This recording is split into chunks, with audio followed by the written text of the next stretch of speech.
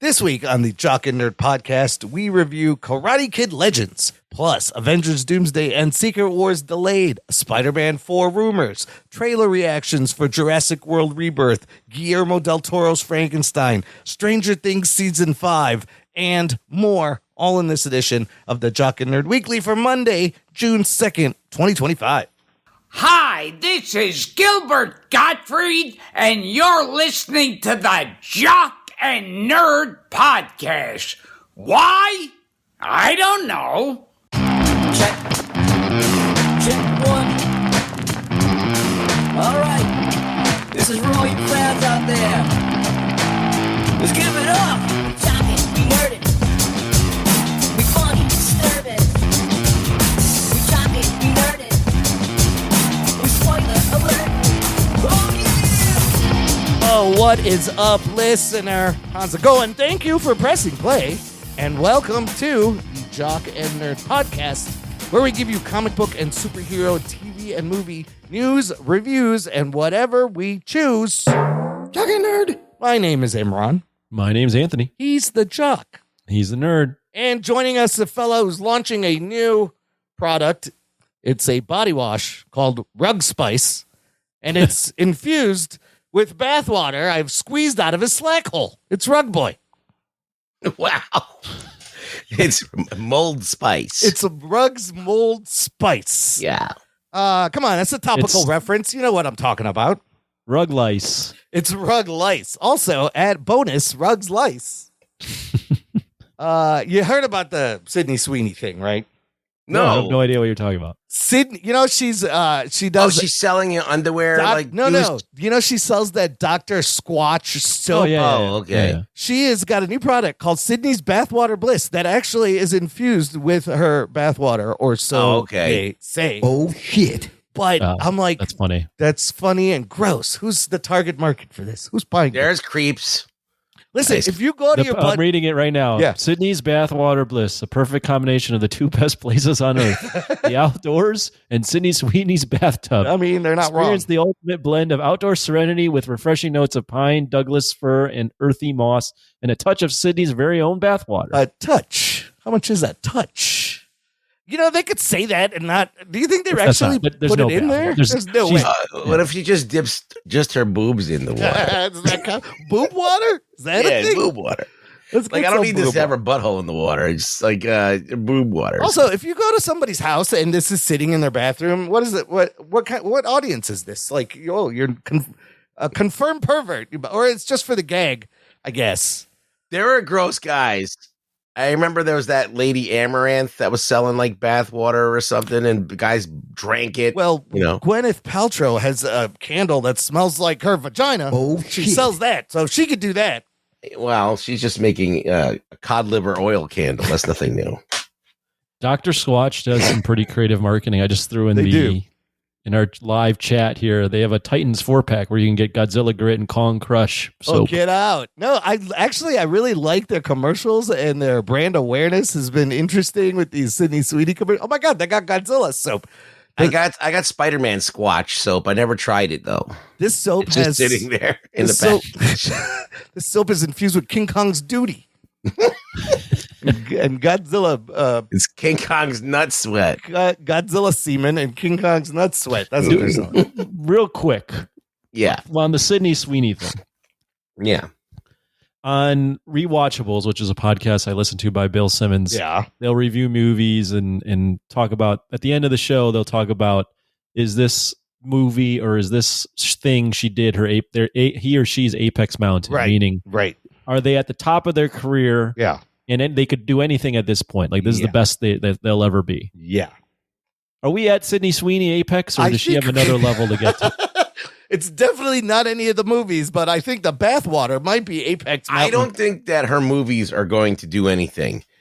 It's unless she does like a barbed wire or something.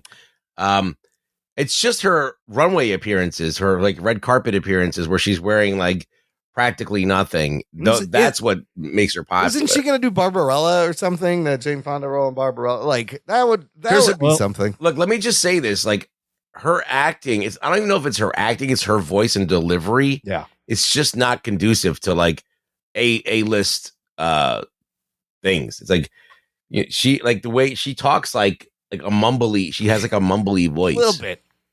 Well, she is doing a Christy Martin film about where she's a boxer. Oh, that's Yeah. right. I saw some photos where she's like almost transformed and bulked up and looks completely different.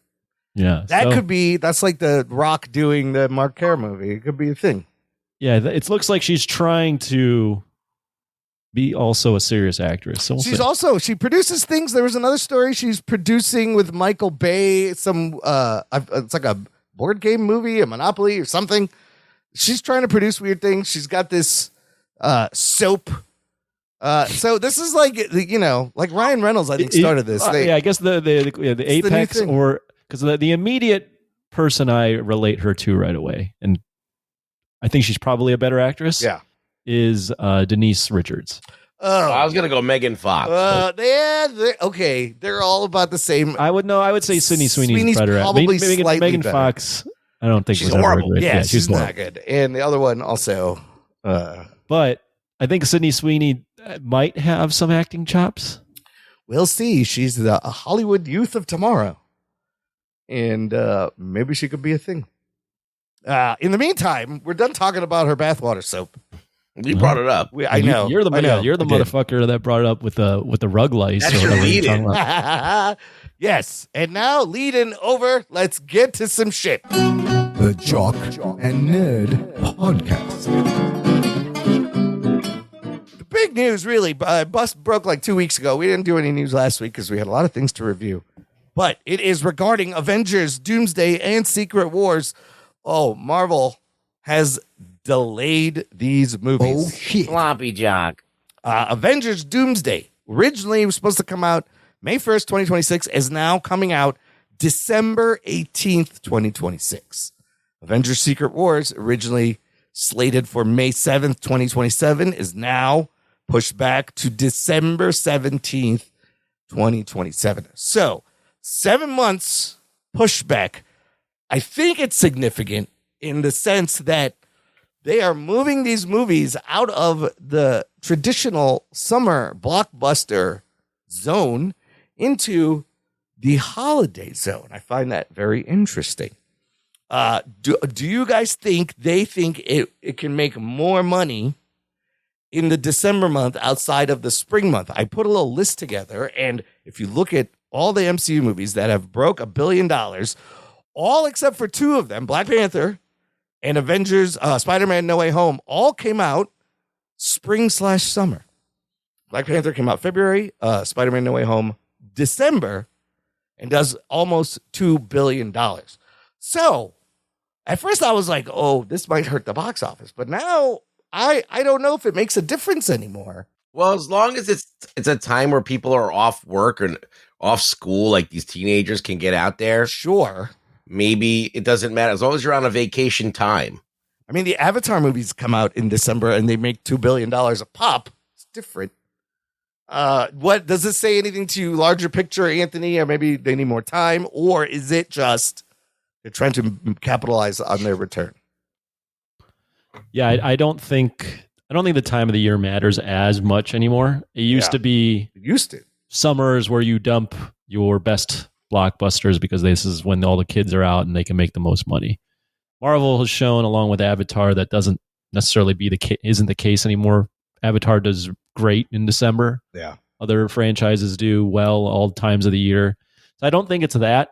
I think if you're reading reading the tea leaves here, Marvel has canceled a lot of their planned releases between Fantastic Four and Spider-Man Brand New Day, which we're going to talk about here shortly. Yeah. So I think that they are very focused on Avengers, Doomsday, and the other one, Secret Wars.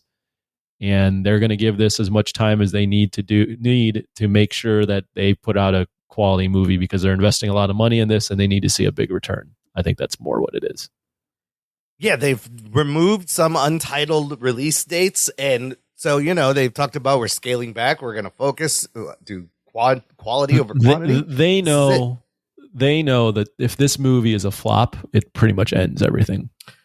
Oh, geez. Yeah. Yeah. And I think this July, with Superman and Fantastic Four coming out, that's also going to be very telling on moviegoers' tastes for superhero movies, because it's almost too much. And if it's too much and neither of the movies do well, that's going to be very interesting. But so, we only have 2 movies and maybe only one in 2026 from Marvel. It's very interesting. Ruggs, any other comment on this? When I went to see the latest movie that we just saw, when they played the Superman trailer before it, and I heard multiple people in the audience going, "There's another Superman movie." And I'm like, "Wow, how do they not know that there's?" But isn't it wild how I've these trailers that we were watching these movies we've watched several times, but every time it's like there's someone who's never seen this fucking Superman trailer. It's kind of, I guess, if you weren't on the internet or YouTube, how do you not see this? But I just think if you're gonna go watch either Mission Impossible or Karate Kid, you gotta Superman's got to be on your radar. Yeah. You know? And the fact that it isn't for a lot of casual moviegoers, it's interesting.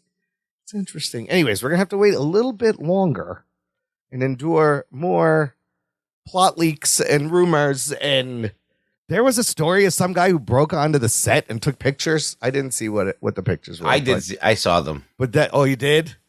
Yeah. It's kind of funny. Dr. Doom's got a little Iron Man circle in the middle of his chest, like an Iron Man suit.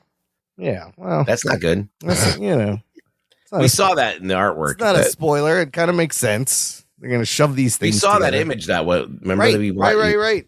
It was dead on. Oh, so that was an actual photo.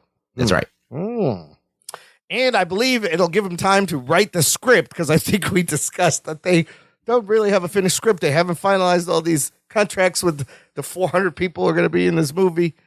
So, take your time, Marvel. Push it back. We'll see. Listener, let us know what you think. Join this conversation. Join our Facebook group. It's called Jock and Nerd Nation. Jock and Nerd. It is a closed, exclusive group just for you. Link in the episode description. So, follow that up. Begs the question about Spider-Man 4. Spider-Man Brand New Day, that has a release date of July 31st, 2026. Now, that was going to be between the 2 movies. It is now outside of the 2 movies. Do you think Spider-Man moves, Anthony? I don't know if Spider-Man. I mean, are they filming it right now? Apparently, production's supposed to start in July, from what I saw. So soon. Oh, that's a quick turnaround. Yes. The only thing that's a factor in this being moved, or the one thing you have to consider, is this is Sony. So Sony and Marvel work together on this, but if Sony needs something to come out in July, like their interests aren't always going to be aligned with Marvel, so they might need the money. Shit, they might have to keep it there, and then that means they're going to have to rewrite and patch all this. Maybe the story was dependent on the fact that it was happening between these 2 movies. And now they're going to have to be we have to fucking rewrite this whole fucking half of this movie because it's now outside. Huh. Ruggs, do you think it'll move? Do you move Spider-Man? I don't know. If it's tied into the other movies, yes, it has to move. And if it doesn't, then we're going to have a shit movie. That was my question. So, I don't know. I got a lot of crazy rumors about this movie that have been around. I collected a bunch of them. I've been seeing these for weeks. Listener, possible spoilers. So, I'm going to play this. Spoiler alert. Also, there's chapter markers. You can jump ahead if you don't want to be spoiled for Spider-Man 4 that's going to come out next year. Now, every Spider-Man, these are not Spider-Man movies. These are Marvel team-up movies, as we know. Spider-Man cannot have a movie on his own where he has to just use his own agency and skills to get out of things. Oh, no. You got to have an OG MCU dude in there. I think that's part of the contract. Or it's probably contractual. Sony to bind with them. Right. So Sony's you will add a thing in here so people will come see this movie.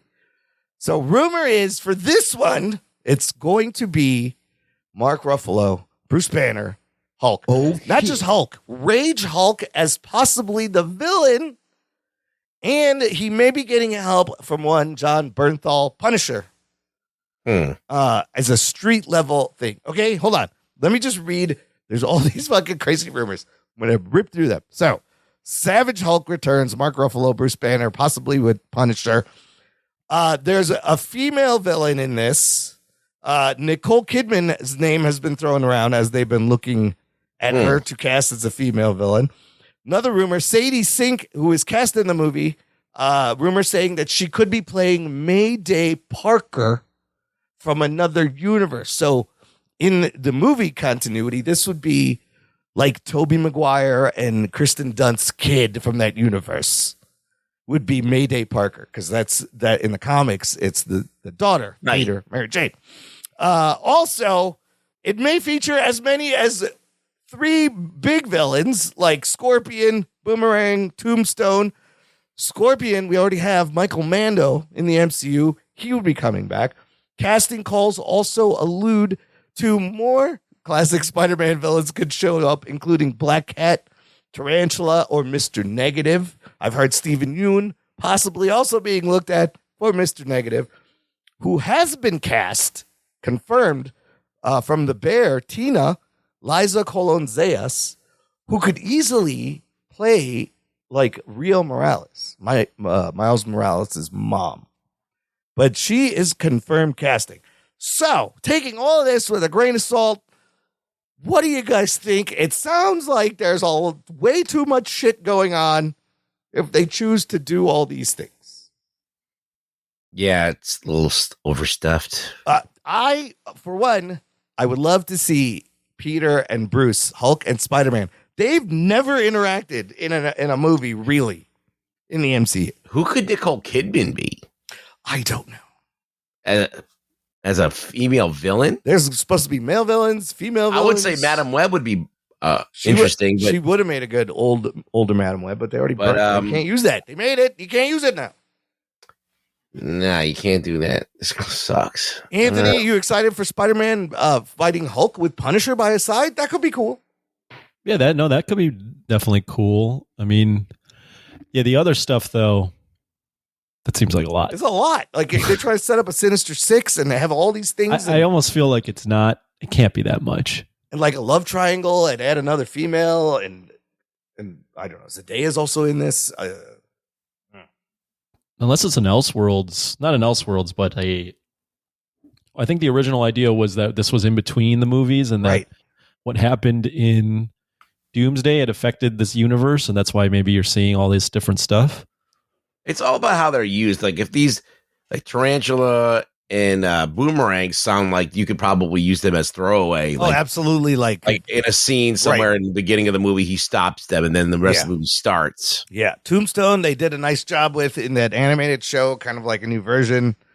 Black Cat would be great. You could have like Peter and Gwen and Black Cat love triangle. But if it's now outside of between the Avengers movies, I would love to see like a grounded street level kind of thing where Rage Hulk is a problem and it's up to him to stop him, and nobody remembers him as Spider-Man, but they know. Well, I like this, the sexy Spider-Man movie. Yeah. You have the Black Cat story. You got the Punisher in there. Yeah. You Scorpion, Tombstone. These are all kind of like a little bit darker, a little bit edgier.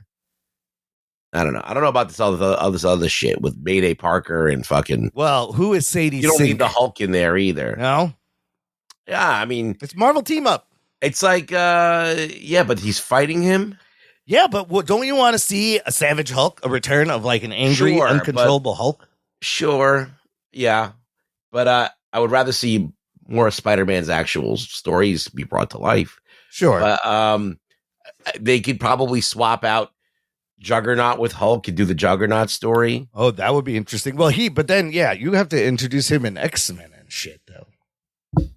No, I'm saying like instead of Juggernaut being Hulk. it's the Hulk kind, and he's got to try and stop the Hulk. Because Madam Web was in that one too, and you could have Nicole Kidman as like that role, and you got to bury him in the concrete. They're gonna mishmash a bunch of stuff together, probably. Well, and Brand New Day is the storyline that was nobody liked. I don't know. Yeah, I don't know what to think about all this. Well, this is, and will they announce any more movies? So all we got coming is Spider-Man, these 2 Avengers movies, and I don't think they will be announcing any new movies anytime soon. Why? Because they have confirmed Marvel is going to be skipping Hall H at San Diego Comic-Con this year. Oh, shit. Ooh, that's not good. Which is late July. This is an interesting move because Fantastic Four comes out the same weekend that San Diego Comic-Con is. They said Marvel will have a presence there, but they're not doing Hall H. What does that say to you? That's not good, Bruggs? No Hall H. No Hall H. They got now that they've moved Avengers to December, they have a whole nother San Diego Comic-Con that they can use. I thought they were coming back. They sat at Hall H before the Disney. No, last year was the Doctor Doom reveal, right, Anthony? I was there, yes. Yeah. But they have sat out Hall H's before. When they don't have content, they'll sit out. So what do you think, Anthony? Is it smart of them? They have content? They're trying to get rid of all this Bob Chapek stuff. They're trying to slow roll their new thing. Maybe it's smart. Yeah, I mean, I think, listen, if you don't have anything or if you don't feel like things are ready, you shouldn't rush things to Hall H. So I think it's fine. They've skipped Hall H before. They have skipped Hall H before, but it's just a sign that they're still like nothing's on track properly. Things keep getting derailed. Well, I mean, I think back, whatever you want to call it. I feel like they're on track. They're getting back on track, and I feel like we're going to transition to. How are they getting on track if they're pushing everything back 7 months? But they don't have 20 things that they have announced. They have 3 things that we can look at that they can focus on. Yeah, but obviously that's not working because they got to push everything back 7 months. Yeah. Because even that turnaround was going to be crazy. They're shooting, Doomsday now, and they were going to put it out a year from now. Like, that's a tight turnaround for whatever they're trying to do. Now, you can argue things over at DC Studios under James Gunn, Peter Safran, also kind of all over the place. Yeah. Right? In terms of announcements of movies that they were going to make, then not make, and where's the Batman 2? Who is their Batman? There was Clayface, writer change. Sergeant Rock was getting made. It's not getting made. When James Gunn was asked, is DC going to be at San Diego Comic-Con this year on X, all he said is, it's just me and John and Peacemaker. Though, of course, I'll talk about everything. Now, I don't know what this means. Who's John? John Cena. Oh. I don't know. John Bellotti Jr. John Bellotti Jr. John. It's a big review. He does love James Gunn. He does. He is a big James Gunn. It's just James Gunn and John Bellotti Jr. in a Godzilla t-shirt wearing all black. They're just like, dude. So I don't know. This would be great. Yeah, me too. Also, Superman, by the time this San Diego happens, Superman will be out for 2 weeks. This would be a good time if Marvel's not coming to kind of take the spotlight. But I don't know if DC's even going to do a Hall H. We might have kind of a lackluster San Diego Comic-Con this year.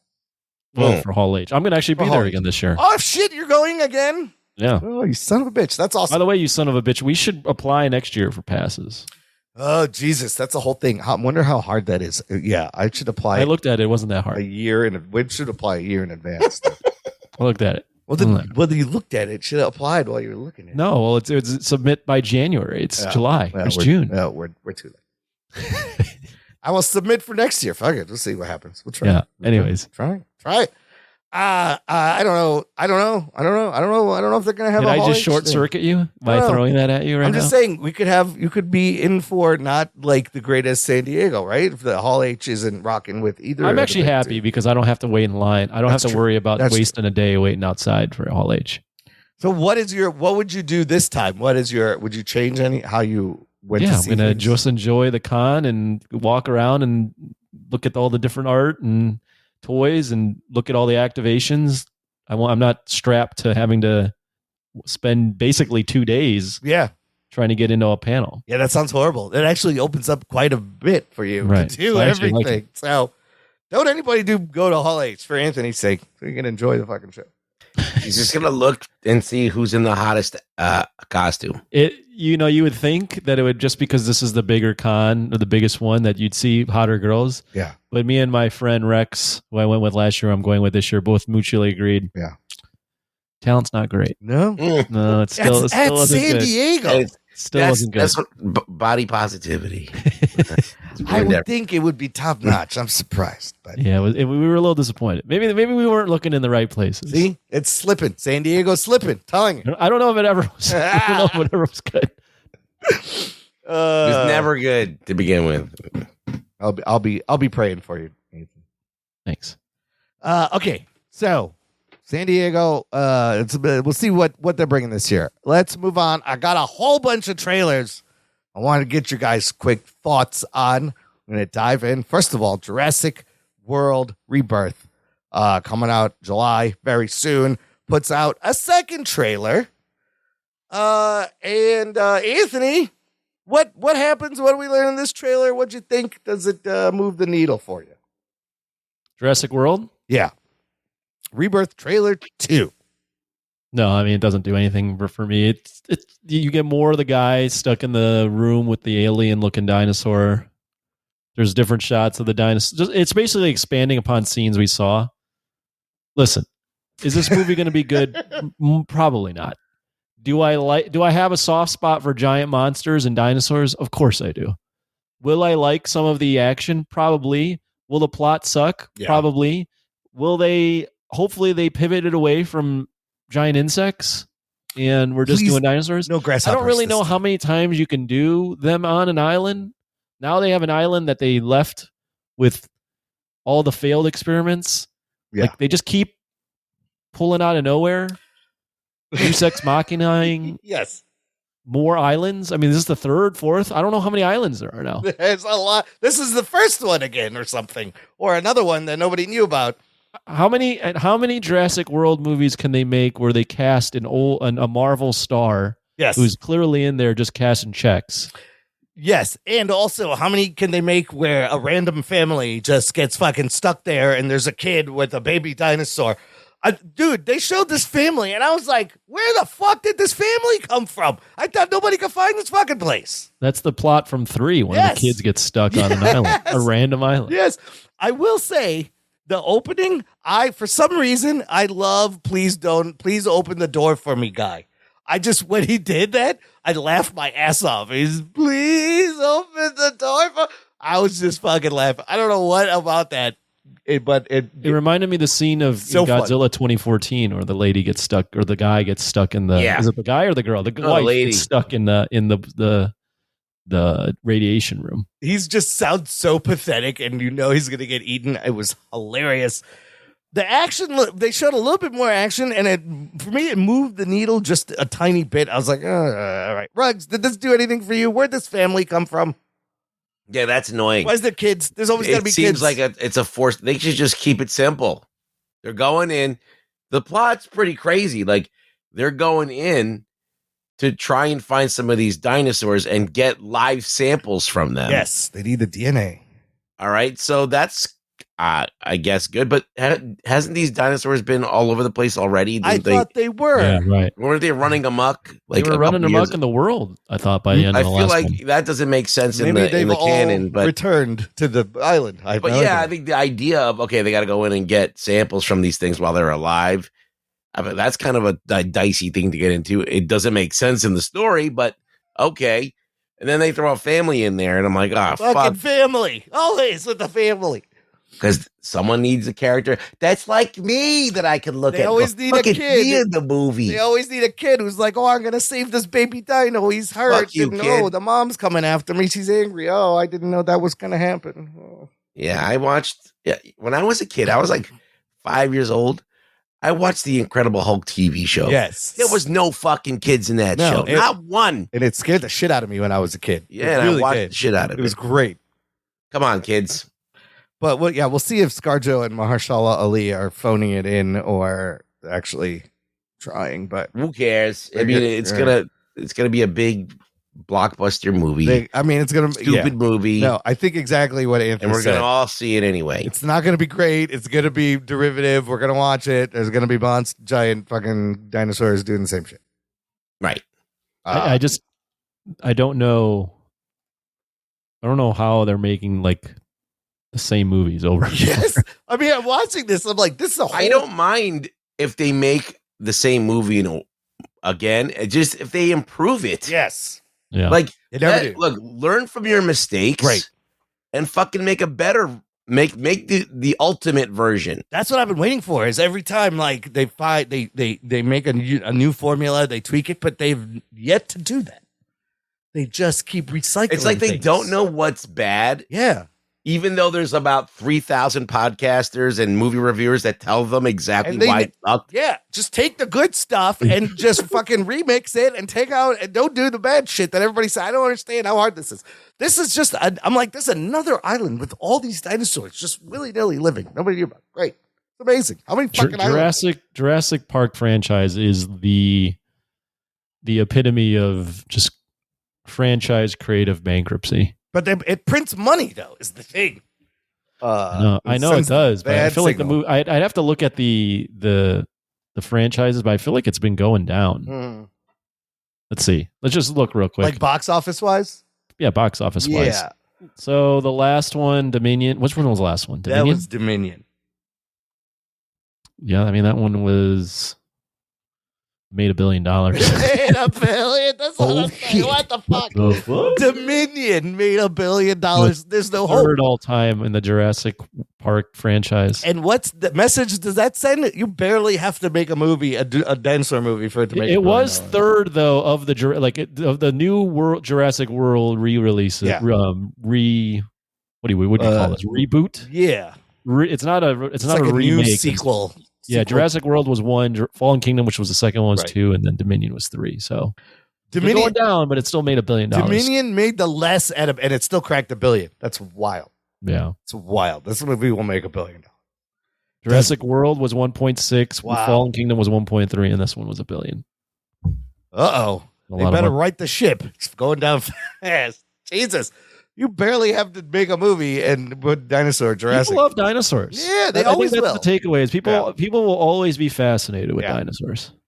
Yeah, it's kind of wild. Okay, moving on. Next thing, we have a trailer for Gen V Season 2.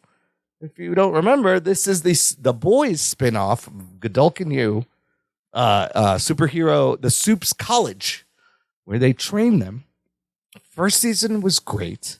Loved it. Surprisingly good. Just as good as The Boys. There was a tragedy in between.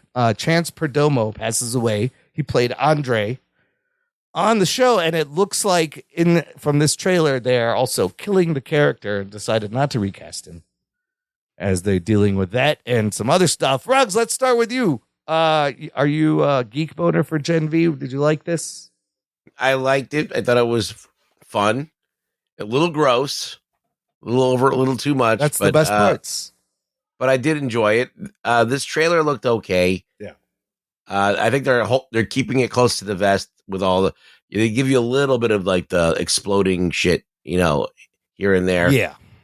But I think there's going to be a lot of surprises. It's usually when you watch the show, you never know what to expect. So I can't judge it from this little kind of like you could tell they're very restrained on this trailer. They didn't want to give away too much. Yeah. They want a couple of little action beats. I did love they're using the shrinking girl to play beer pong. That's hilarious. Anthony, you see anything in here stood out?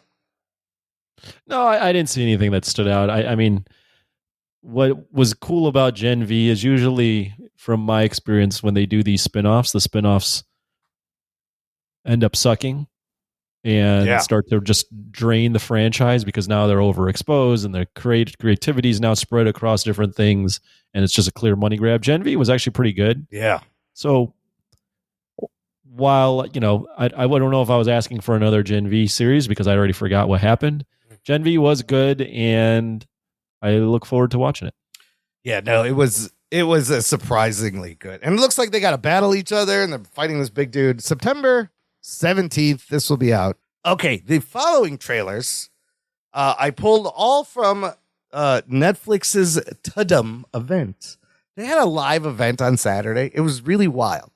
And I was watching TV, and there was nothing else on, and I watched this whole thing.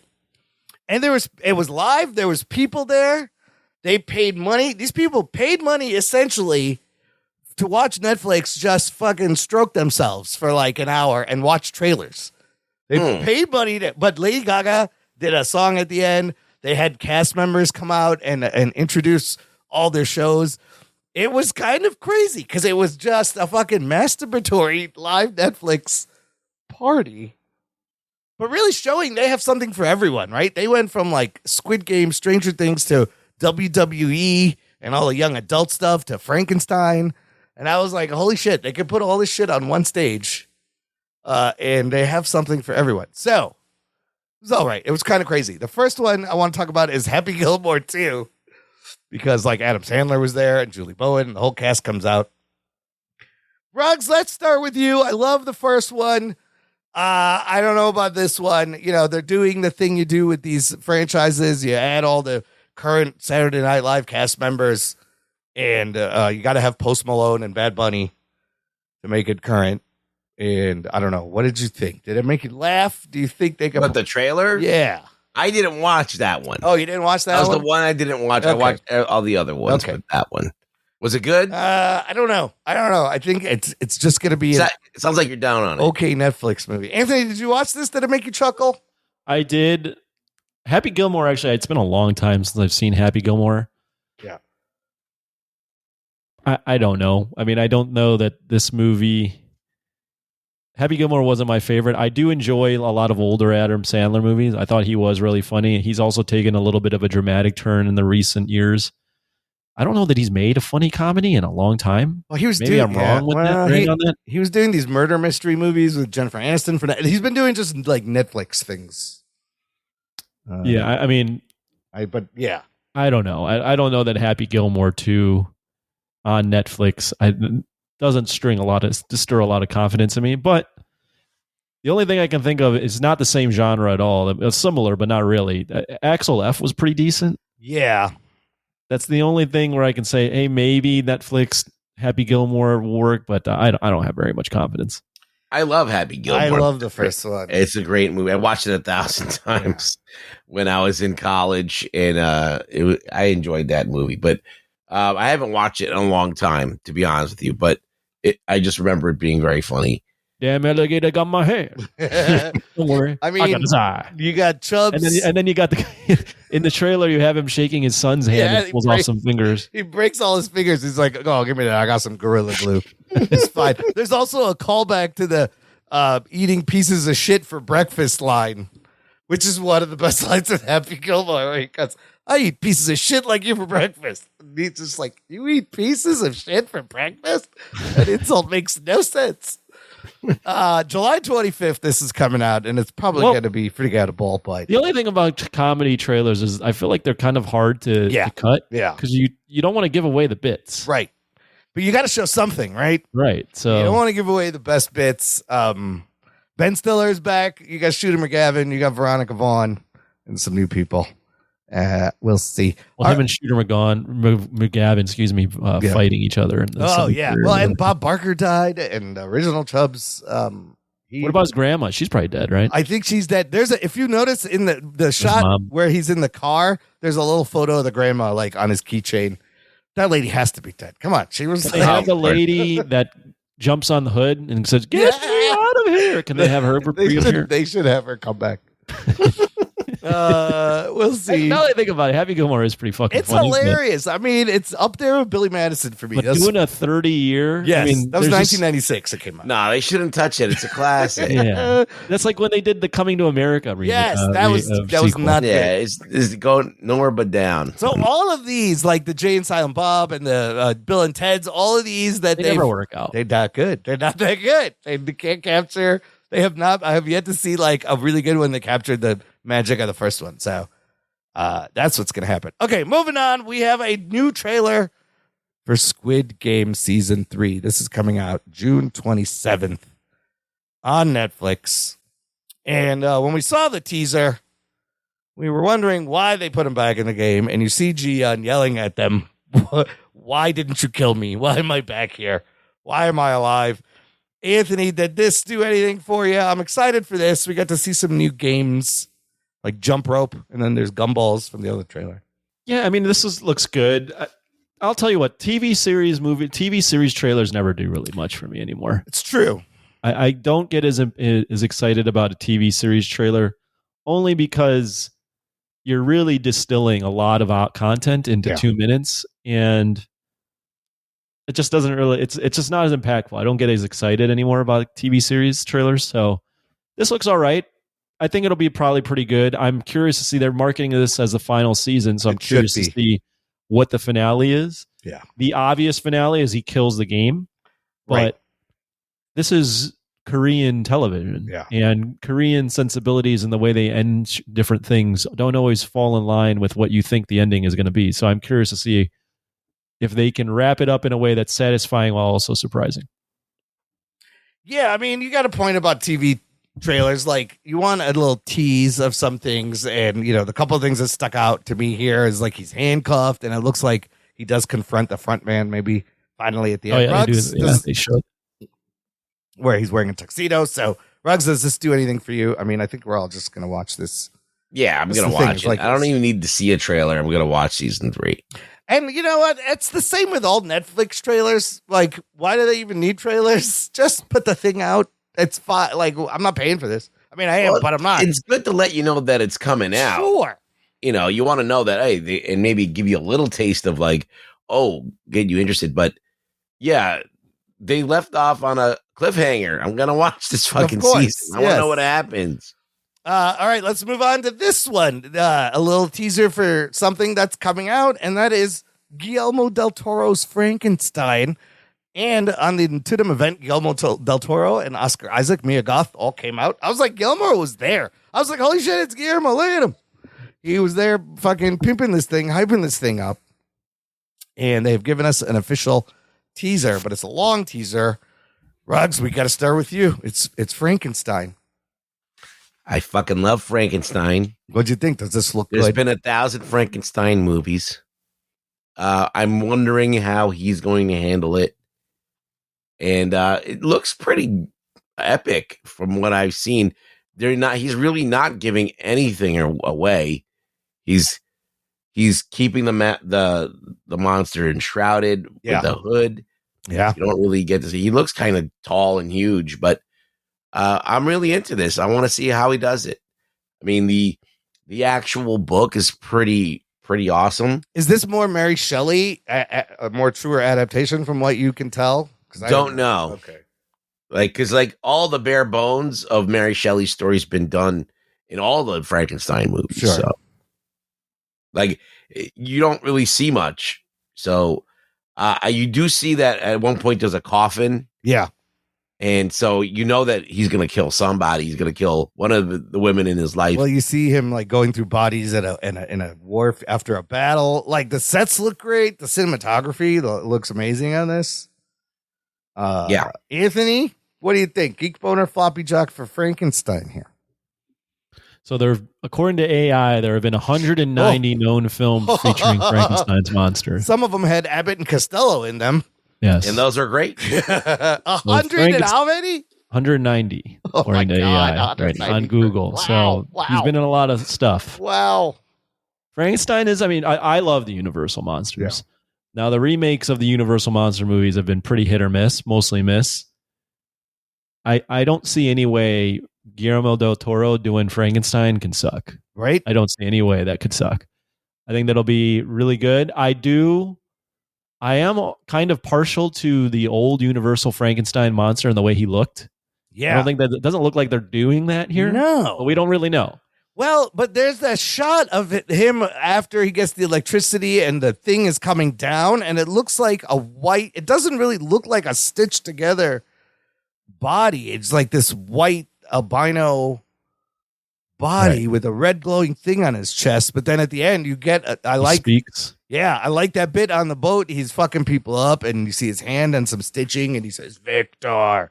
But you don't see his face. It's Jacob Elordi playing Frankenstein. Christoph Waltz also in this, who's amazing. And Ralph Ineson, Galactus, in this. I will say, as a kid, I that was my Frankenstein. And then I also saw the Kenneth Branagh, Robert De Niro Frankenstein, and I hated it you didn't as like a kid. Because I didn't like the way he looked. Yeah. He didn't look like Frankenstein to me. Right. I rewatched that movie as an adult later. And I was like, oh, this is pretty decent. Yeah. Seriously. Frankenstein, actually, he can speak, and he can write poetry, and he's very, very smart. and he's tortured because he's been rejected by the person who made him and left alone in the world to this ugly thing that everybody's afraid of, and he just wants to have a partner made so he's like, I'll leave you alone if you make me so he wants to get laid. He wants someone to be with, and he says, Victor says no, and that starts him on a fucking terror. I did love the Frank from Creature Commandos and that whole bit. So yeah, he is a romantic. He's lonely. He's a lonely creature. And then Victor fucked his bride in front of him. Oh, yeah, that makes it even worse. Yeah, that was like, that would send you in a rage. I get it, Frank. In the actual Frankenstein book, he tells him he's going to do it, but then he never does. Oh, he just teases and that's why he goes on a rampage. You promised me. Yeah. He's like, I'm going to take everybody in your life. Charles Dance also in this, and Lars Mikkelsen. Pretty decent cast. Yeah, I can't see how this is going to suck. It'll at least look amazing. It'll look amazing. It's Guillermo. I'm excited to see a new Guillermo. Well, obviously, you heard him speak. Yeah. So you know that he's not. Yeah. So he's not the mindless Universal monster. He's coming after the doctor there. Yeah. This will be. Is he supposed to be super strong like that? Yeah. Yeah. Okay. Sure. If you've made the perfect human from all the body parts, I don't know. It should be strong. You think they have overdone Superman and Batman movies? 190. 100. You can't make a dinosaur movie. You can't make enough Frankenstein. Hey man, movies, the IP has been open wide, right? Yeah. So it's is it public domain now? Yeah. The most 1918 is when why Mary Shelley's Frankenstein came out. So that's another reason you can take a crack at it. You can do everything. You can do anything. We can do whatever. We could make a Frankenstein. We can make a Frankenstein. We don't have to pay for rights. No. Or a Dracula. It just anything that's. It just can't be older like than 100 years. Yeah, but it just can't be like any of the other Frankenstein movies. Like Tarzan is up for play. Yeah. And pretty soon Superman will be too. I don't know what they're going to do about that. They're just using like legal food to like not get that. If they were to cast a Frankenstein, Imran, you wouldn't have to do much to change your appearance. No, I could play that role perfectly. Just paint some stitches on me, and you'd make a good Victor Frankenstein. Yeah, you would actually. I could be the crazy doctor or the monster. Either way, all right. Just make myself. He's alive in my own image. He's alive. Oh my God! Give me that joint. He's alive. He's got to smoke first. Oh, baby's first blunt. Somebody take a picture of this. Okay, last trailer. I'm trying to think of the name of the instead of Frankenstein, it'd be Pakistan. Pack of stands. Pakistan. It's a pack of stands. I'm in a van with a pack of stands in Pakistan. Last trailer I wanted to discuss: Stranger Things season 5. They had some of the cast out. Millie Bobby Brown had to send a video. She's shooting. Guess what? A Netflix movie, another Enola Holmes movie. But they had Finn Wolfhard and the other two dudes who look like they're fucking adults. And they look very awkward. And holy crap. So, Anthony, you don't have to watch this. And I didn't even really want to talk about the trailer. Ruggs, what'd you think of the trailer? It's fine. It seems like just the greatest hits of the other seasons. Yeah, they're showing you clips and you realize how young they were when this thing started and how old they are now.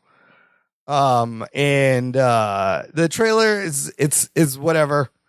What I want to talk about is their release schedule for this final season 5. It's kind of crazy. They're putting it out in 3 volumes that come out on Thanksgiving, Christmas, and New Year's Eve. How many episodes each drop? 3? Probably 3. Let's see. No, they're going to do, let's see, 1, 2, 3, 4. Oh, so they're doing 4 episodes on Thanksgiving, 3 episodes on Christmas, and then the finale, 8th episode on New Year's. This is wild because this goes against all normal traditional TV programming, right? Nobody ever puts new shit on the holidays because they don't think anybody's watching. It's kind of a ballsy move. What do you guys think? Does this work? Because on the one hand, you're doing these things with your family. By the time you get to the evening, you don't want to deal with them. And you're going to be like, what's on TV? Christmas, Netflix has NFL games. Could be a great lead-in. You watch the football game, and then you watch the new Stranger Things. Yeah, people will be off. So I don't know why no one's ever tried this before, but this is it's interesting tying this to the holidays for its send off. Ruggs, comment. I don't know. Let's see what happens. I might not like it, but they're spreading it around. But they have a single episode as the last episode. As the last one, yeah. Is it like a 2-hour episode? I don't know. It probably should be movie length. I think they're all going to be maybe a little bit longer. And what they were quoted as saying, like each one's like a little mini movie. But I honestly, I'm watching this just because I've seen the other seasons, and I feel like the momentum on the show is entirely gone. Yeah, completely. Because in 10 years, when this is done, they will have made a total of 42 episodes of TV in 10 fucking years. What kind of a shitty production schedule is that? Yeah, it's horrible. That is unforgivable. What the fuck? 42 episodes in 10 years? This should have been done 5 years ago. These people are all adults and married and have children, and I think they're still supposed to be in high school in the show. So, yeah, just... I really don't get how they fucked this up. Like, they should have been done with this a long time ago. And then they're going to milk this property. They're probably freaking out because, once this is done, they're going to have to come up with another thing. They also, the other thing might be One Piece. One Piece had a big showing at the Tudum event. The whole cast there. And I mean, that show, you could do like fucking 20 seasons. One Piece was very enjoyable. I liked One Piece. And it was very out there and very like over the top and campy and weird. Yeah. But it was still good. I know that they're gonna fuck it up. They can't sustain it. Someone's gonna sit there and fuck up the formula that worked so well. I hope it doesn't happen. I mean, a lot of it is these kids. They grow, so you have to shoot this real quick. Anthony, any other comment on this release schedule? Is Stranger Things still a thing to people in your mind? Man, you're asking the wrong person on that. I mean, do you hear anybody talking about it? No, I don't hear anyone talk about Stranger Things. I feel like the ship has sailed on that, but I don't know anything. Yeah. So you're better off asking. You're basically asking a doorknob at this point what they think about Stranger Things. But that release schedule though looks interesting. Yeah, it's. At first, I was like, "This is crazy. This is not going to work." But then I was like, well, people are home. People are home. They're looking for something. People are home and they don't want to hang out with their family. They don't want to hang out with their family. They've watched all the same fucking shitty Christmas movies. This is kind of brilliant. Everyone's going to be talking about this. So 10 years, 42 episodes is bullshit, but just fucking wrap it up already. Just like we're wrapping up the news right now. We're going to take a break, play some promos, come back, and visit the latest entry in the Karate Kid franchise right after this. After these messages, we'll be right back. Was A Quiet Place inspired by Signs, It Comes at Night, and War for the Planet of the Apes? Was Ready Player One influenced by Avatar, Wreck-It Ralph, and The Last Starfighter? Is The Hurricane Heist more influenced by Sharknado or Geostorm? These are the kinds of questions my guest co-hosts and I discuss on my podcast, Piecing It Together. Every week, we look at a new movie and try to figure out what other movies inspired it. Whether it's the story, the character development, tone, or even use of music. Every movie was influenced by something that came before it, and we want to figure out what. Check out Piecing It Together on your favorite podcast app or check us out on piecingpod.com. You can also follow us on social media at piecingpod. Piecing It Together is a part of the All Points West podcast network. Transmission commencing. This is Wookiee Radio. Translated for the Wookiee impaired. I like that Wookiee. Your hosts, Ken, Derek, and Mike, bring you the latest news and commentary from the far reaches of the galaxy. Hold it. I said hold it. Subscribe today on iTunes and Stitcher. I just assumed he's a Wookiee. Start listening today, and remember, the Force will be with you, always. Jock and Nerd Podcast. Listener, if you enjoy this show, it's a great time to support the show, give back, join our awesome Patreon fan club. Visit jockandnerd.com/Patreon. Jock and Nerd. There's a link in the episode description, and you can give back on a monthly or annual basis and get stuff like access to a bonus podcast feed, an exclusive feed where the shows come out early, and there's tons of bonus content on there. Currently, Anthony's running an impromptu series called 1975 Rewind. It's fantastic. Anthony Polanski is back. He's back. We'll talk He's back about for a little bit. We'll talk about it a little bit later. You turned in some great little reviews, and you're an expert on 75 at the Alamo, apparently. You can also join us for our monthly Discord hangouts. It's a lot of fun. The next one will be June 19th, Thursday in the evening. You can pick a movie for us to watch and review. You can get a t-shirt. Lots of fun stuff. jockandnerd.com/Patreon. Okay, fellas, let's get into this week's review. We are looking at the newest Karate Kid movie called Karate Kid Legends. Here's your spoilers. Strap yourselves in, you fucks. Spoiler time. This is the 6th film in the Karate Kid franchise and kind of a sequel to the 2010 Karate Kid reboot and a kind of a continuation to the Cobra Kai show.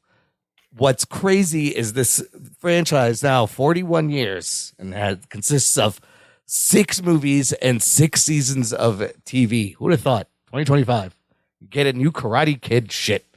On Rotten Tomatoes, the critic score for this one 59%. The audience score 90%. Oh shit.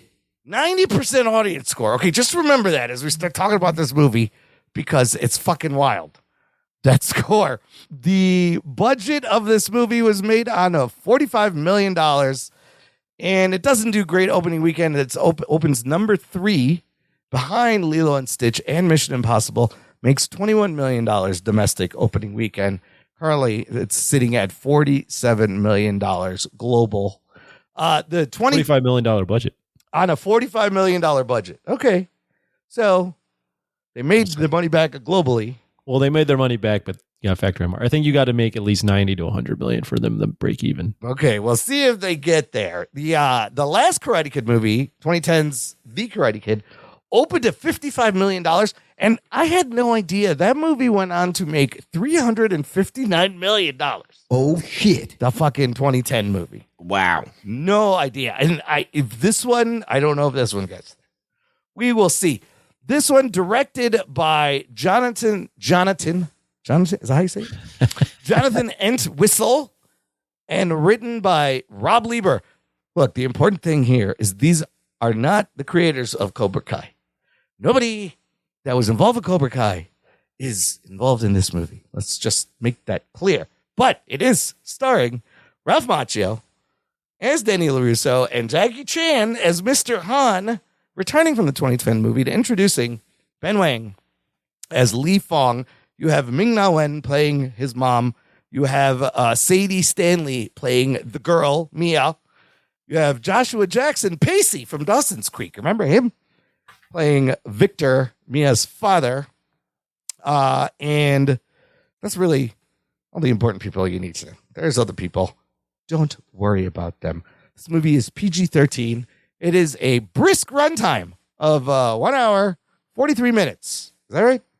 No, sorry. I have that backwards. 1:30. 34. Yeah. I got dyslexic. 1 hour, 34. Remember those 90-minute movies? Amazing. Anthony, what happens in Karate Kid Legends? Karate Kid Legends is about this kid named Li Fong who's in Beijing, who is being mentored by Shifu Han from Karate Kid 2010, the remake or the reboot or whatever it is now considered. It's canon. And his brother has died, and his mother hates that he's still involved in Kung Fu. She moves to the U.S., specifically New York, to take on a job and brings her son. And now her son is the fish out of water in New York, trying to fit in, find a girl, make his way through New York, encounters another bully that knows Kung Fu karate. And to overcome this bully, he goes on a journey of a wandering journey that involves this girl, the girl's dad, Ralph Macchio, Danny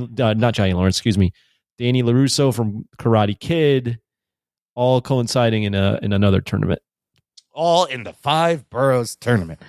Now, I know how much this franchise means to Anthony. If you've been listening to this podcast, we all know how much. That's why you're going to go last. Ruggs, I'm going to start with you. Give me quick opening thoughts, theater experience. I heard your instant reaction, and I'm sorry. I was laughing, but I feel really bad. Explain what happened, because it's fucking hilarious. I mean, you go to a movie that's this, like, I guess 4-quadrant movie. Yeah. There's going to be people that are going to be kids there. Yeah. I had the unfortunate pleasure of sitting in front of about 6 kids and some kind of an adult. I'll say that loosely. I don't know if it was an older brother, older sister. I couldn't tell really, but it was just a shape that was there. And they were the most annoying fucking people on earth. I had so many fantasies of turning around and picking them up by their throats and wringing their necks or throwing them across the place like rag dolls, or like just kicking them in the face. Oh my God. I had fantasies of being like, shut the fuck up. Get the fuck out of here. I had so many like things that I wanted to say, but I didn't. I didn't. I mean, I did look at them a bunch of times. Yeah. With a really stern look, and make hand motions, like what the fuck? You gave him the look. And I even said at one point, I said, God, get me out of this fucking theater. I said that out loud. Oh, they heard you? I don't know, but they didn't stop. Nothing changed. They were just as annoying. They were talking amongst themselves, and they were just like having a conversation like nobody else is fucking paid to watch us. And everybody else, all the other people around them, didn't say shit. And I was just wish that everybody would have been like, yo, you guys got to get the fuck out of here because you're ruining it for everybody. Nobody said anything. This ain't the Alamo, buddy. Sorry. No. So was that distracting? So I was distracted. I was distracted. I wasn't paid. It was distracting, and I didn't pay attention. I missed a bunch of it. I mean, I got the general gist of what happened. I did kind of like lock in here and there, but like for the most part, I felt like I watched this movie. It's because it's like, imagine you're like watching the movie, but leaving the room to go to the bathroom, or you're going through, like you're doing something else, like you're making a sandwich. You're not really paying attention. Yeah. That's what was going on, basically. I was like, kind of like, my attention was split. Now, I was hoping that that's the reason why this movie sucks so bad, was because I must have missed something. No. Like, I'm like, you didn't miss anything. Because I'm watching this movie and I'm like, what the fuck is going on? This makes no sense. Nobody would do this. None of this stuff would happen. Like, there's not enough of a reason for any of this to be going on. And they're clearly they're trying to ape the other movies and do things, but the other movies had a little bit of a reason. They had something that made sense. And I don't know, it just didn't work. I was like, wow, the acting wasn't terrible. The acting was par. Yeah. Like, you know, Joshua Jackson was fine. Yeah. The Ben Wang kid was fine. Everybody was fine. The tone was fine. Like, it wasn't like slapstick comedy. It wasn't like whatever. But then they put these like cartoon graphics, like it's Scott Pilgrim all of a sudden. That was weird. And it just seemed like it was trying to do a lot of stuff that knocked it out of it. It was in a good spot. It was in a good like tone. And then there's these things that wildly reach out of tone that don't make any sense.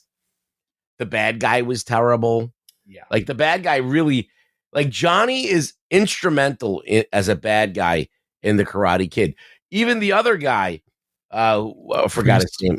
No, Chosen. Oh yeah, Chosen. Yes. Yeah, Chosen. Even Chosen is integral. Like, this motherfucker rolls in with this other guy that nobody likes in the town. Yeah. And his uncle fucking hates this guy, and he brings some fucking American. Subtle. Yeah. And he's already like, oh, I'm gonna fuck this up and I'm gonna get my uncle's approval. Yeah. Like, this had nothing like that. It's just some guy. Oh, my girlfriend, we broke up. It was like a Johnny, but he's not integral to anything.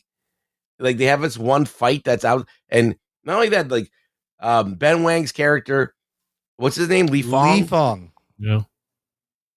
He gets his ass kicked, and then but like the next scene, he's a kung fu master and can beat up 3 guys at the same time. Yeah. So it's like, what is it? Like, which is it? Yeah. And it was just bad. It was just bad, and like it didn't work. It fell flat. I did not like this movie at all. I feel like the whole entire reason that how Han is involved, and it's just bad. Like he goes to California and then it comes back within like a day. Then they have to train him in 5 days in the ways of karate, and they don't even do that well. No. So like nothing works. Yeah. Except for the only thing that works is that Ben Wang can fucking move and he knows how to do karate. But then you have the assholes editing this movie, editing the shit out of these things, and then not letting it breathe at all. Yeah, I will say, look, I love this franchise. With the end of Cobra Kai, I was really hyped. I did want to temper my expectations. I really wanted this movie to be good. And the movie ended, and I like everything. And the movie ends, and I go, I think that was a bad movie. No, I'm pretty sure that was a bad movie. I will say what you said. The good is the kids got moves. I wish I could see them. And you weren't fucking cutting away from them. Ralph Macchio, Jackie Chan have some good chemistry, and those are the funny bits.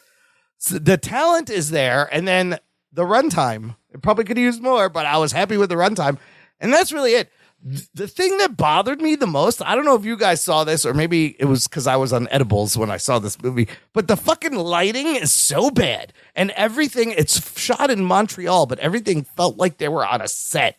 Like clearly on a set. I just couldn't. It took me out of it. It did not look good. No, I was so distracted I didn't even notice that. But it's there's no real character development. The movie has no personality. It's a weird and bad movie. It's like 2 stories mushed together. It's very weird. I thought, and at the end I was just like, what? Why did you even make this movie? I don't know. So that's where I ended up. We didn't even talk about the fact that this movie's about boxing. Well, hold on. We'll get there. Anthony, how did you feel opening thoughts? I also had a weird movie experience because they weren't showing it at the Alamo, which should have been a sign already. We're not showing go to an AMC on a Saturday early evening. And similarly to Rug Boy, there was a guy in front of us with 2 kids that were probably, I would say, between 7 to 10 years old. And I mean, these kids just use the theater as their playground. They were just running up and down the aisles. I had little kids too, and there's subtitles, right, in Chinese. I'm like, these kids aren't reading this movie. They can't even read. What are they doing here? He was literally using the theater as a way to babysit his kids. Yeah. So that wasn't great. But I don't think that would have saved the movie if I had a great movie theater experience. Yeah. Yeah, this movie sucks. I mean, I also was pretty hyped after that trailer, and coming off of Cobra Kai, I thought, hey, maybe this thing might work. And the buzz leading up seemed to die down, which wasn't a great sign. I think everything you guys said is true. I completely agree with. One thing I don't understand is why this movie is even like on Letterboxd is a 3.0, which means it's an average film. I don't know what people are seeing. 90% audience score. Get the fuck out of here. I don't get what people are seeing. This movie is really bad, and I think what it comes down to is the script is awful. The script is absolutely terrible. Yeah. The action, which should be one of the best parts because this kid can move and he does have charisma, is cut horribly. Yeah. It has a very like Scott Pilgrim versus the World weird graphics. Like I don't understand what that is. Yeah. It does feel almost Disney Channel-y in a way to me. And I think all of this comes down to the fact that here's what I think happened. I believe we talked about this, but I believe the original idea, which you see in this movie, was to invert the Karate Kid story and have the kid teach the adult. That's kind of interesting. So that's what I think they wanted to do. And I think at the end of this, when they were about to make this movie, they realized, oh shit, we can get Ralph Macchio and Jackie Chan in this. Oh, you don't think let's do Ralph both. Let's have them both in here. And now, if we're going to do this, we need to have a mentor storyline. So we can't fully commit to the inversion.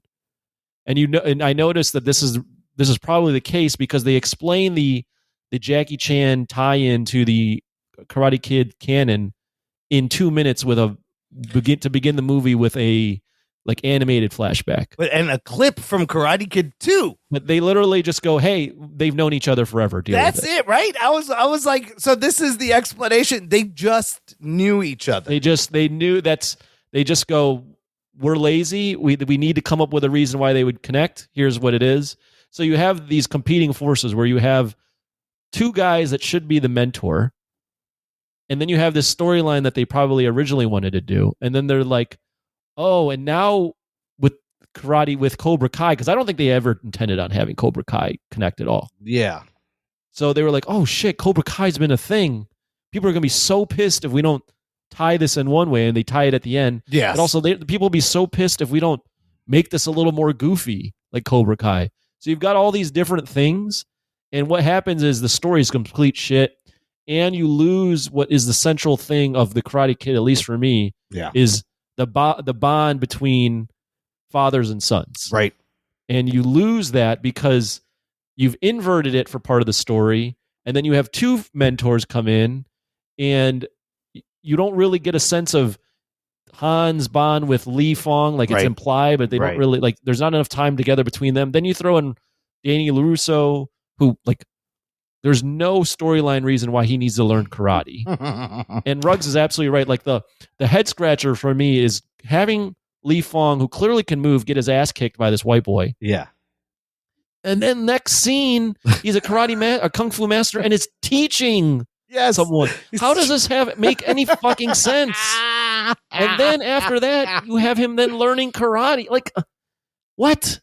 Yeah, the plot sucks. It's just it's a horrible movie. Like, having him be a master before the movie starts, so only works if he's teaching the other guy. Only if you commit to it. And he's not even teaching him kung fu. So in the beginning, we find out Han has a whole school there in China, and Li Fong's already training, so he's quite advanced. You know, they show you the jacket off, jacket on thing there, and then a little bit later. But there's one clever training thing they add. But okay, hold on. With the spin kick where he goes underneath with the turnstile. Subway Yeah, I'm like, really? That's fucking. You'd be arrested. Where's the cops? I mean, that's all right, but it's shoehorned in there. They couldn't just do that on the roof with like a chair or something. They had to go with the subway. They were looking for a thing, and I'm just like, when he's doing that acrobatic shit, the dragon kick. What it does to me, at least for me, is I go, why is Ralph Macchio in this movie? He's not doing any flips. It's so totally, he can't move at all. And then they give him this dead brother from at the end of the tournament baggage that really goes nowhere. You don't really get to know him. Doesn't do anything, by the way. She doesn't do anything. You don't get to know him. And her arc goes from, I don't want my kid to fight because my other kid died, to kick his ass. I'll let him fight. Yes. So the first half of the movie, it starts with the same beats, right? He comes to a new city. He meets a girl whose ex-boyfriend happens to be the local karate champion, whose sensei runs the dojo, who is also a loan shark mobster, who Victor, the pizza owner, owns money to. And you get this training and a whole fucking boxing match in the Karate Kid movie. I was like, what the fuck is going on? But for a moment, I was like, well, this is different.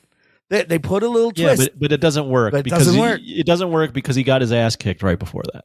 And then they don't commit to this whole story. Right. They just abandon it. And then all of a sudden, you forget that. I forgot so many things happened in the movie while I was watching it.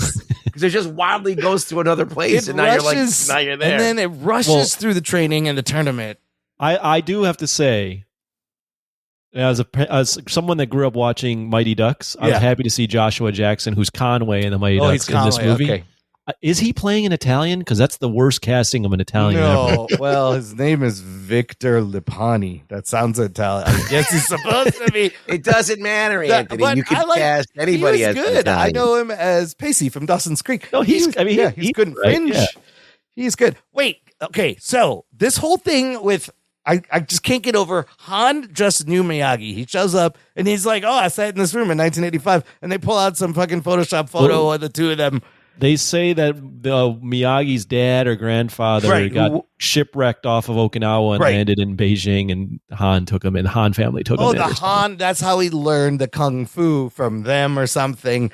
I mean, they used the same audio and then they changed it a little bit and added animation from Karate Kid 2. It's got to be AI. Yes, it's an AI Pat Morita. Yeah. But I was seeing that in the beginning was crazy. And then I'll be honest, when I saw... Crazy in what way, Imran? Just like, I was like, are we getting into something good? I was teased because like you're showing me Karate Kid 2.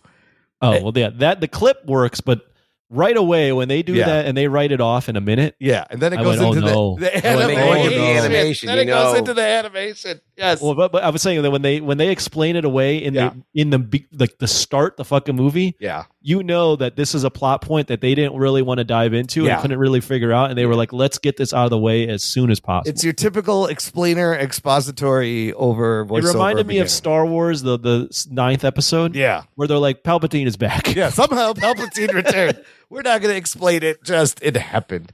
But I had high, just real quick. I had high hopes that they could tie these two movies together. Yeah. And Ruggs was right in that this was a fucking stupid ass idea. This is a lazy nostalgia bait fucking effort. They didn't even try to be thoughtful. They should have kept them separate. They should have kept it separate. I never, ever in my life wanted the Jaden Smith Karate Kid to be canon. Yeah. I don't hate that movie with every fiber of my being, but I don't think it has to do anything with the Karate Kid. It exists on its own. It's as a ripoff or whatever, as a cash grab on the Karate Kid to try and bring it to new audiences, whatever. Cool. But I did not want it to be canon, and they fucking did it. This could have just been a sequel to that movie. It made the most money. It has some kind of nostalgia fans to it. But when I saw the problem is though is they wrote themselves into a hole because they greenlit this movie and they originally weren't going to have it connect to Cobra Kai. Yeah. And I think there were a lot of ideas to maybe make its own thing or a sequel. And then they realized, oh shit, like we need to tie this into Cobra. Like we need to tie this in. We need Ralph Macchio. We need to do something here. Did you? Do you?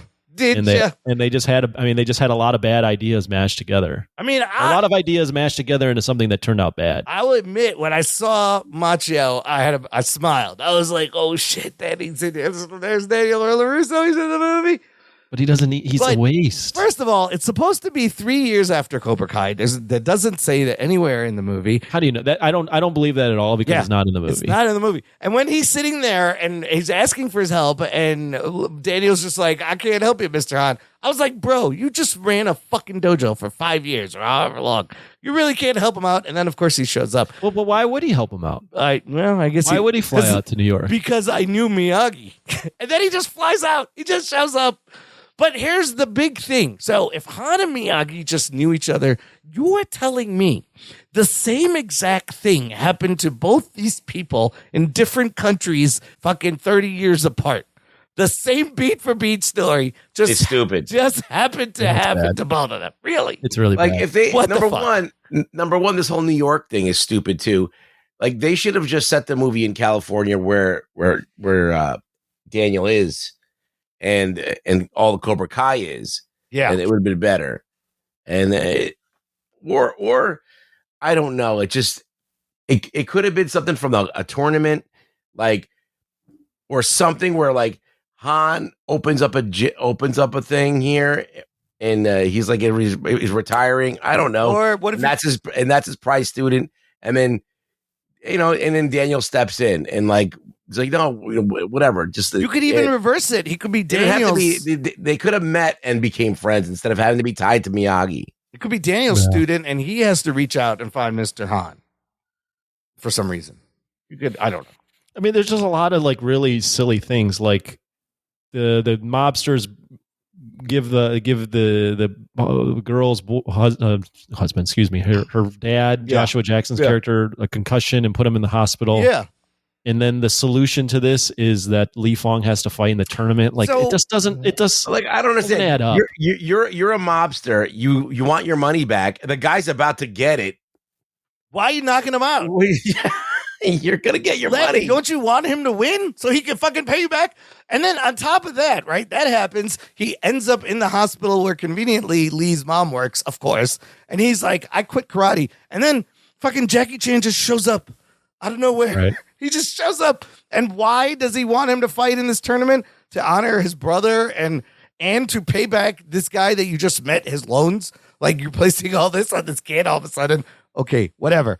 That's half the movie. But then when they get into that whole tournament thing, they rush through the training. The tournament is ridiculous. It occurs in random spots outside in New York City. I don't mind that so much. It's just paced really bad. Yeah. Like you don't like the original Karate Kid, the tournament, even the Cobra Kai, like you get to climb the ladder with your protagonist. Yes. In this, they just rush. Right? I mean, this movie is, I don't know how much was cut. Yeah. They probably didn't have a lot to work with, but like they just rush to the ending. I mean, it's just There's no build up. You don't get like wildly unsatisfying. Yeah, there's no underdog story building. You're not rooting for Li Fong. You don't know anything about the bad guy, so you don't care.